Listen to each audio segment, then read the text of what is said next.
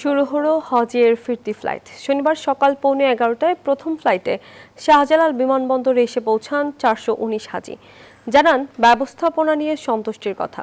কয়েকজন অবশ্য কিছু অভিযোগের কথাও বলেছেন। সব মিলিয়ে এবার সবকিছু বেশ গোছানো ছিল বলে জানান হাজিরা।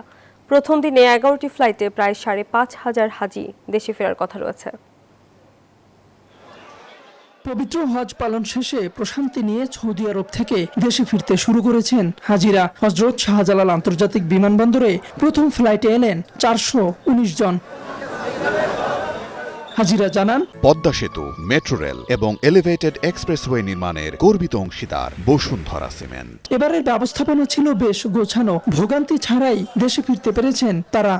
না, আমাদের দেশ থেকে শুরু করে ও দেশেও অনেক ব্যবস্থাপনা ভালো, আমাদের দেশের ব্যবস্থাপনা ভালো। খুব সুন্দর, দূরদর্শী, খুব সুন্দর, আমরা খুব সন্তুষ্ট। নারীরাও জানান সন্তুষ্টির কথা।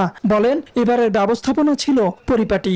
আলহামদুলিল্লাহ অনেক ভালো। যেমন আগে শুনেছিলাম যে খুব কষ্ট হয়, কোনো কষ্ট হয়নি। আলহামদুলিল্লাহ সব জায়গায় আমরা ভালো ছিলাম। এর চাইতে অনেক ভালো। 2019 সালে করেছি আর এবার আবার করলাম। আমার কাছে খুবই ভালো লেগেছে।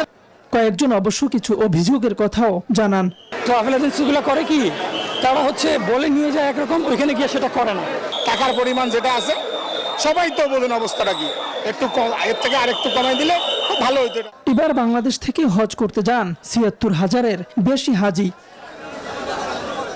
তাওহিদুল ইসলাম, নিউজ 24, ঢাকা।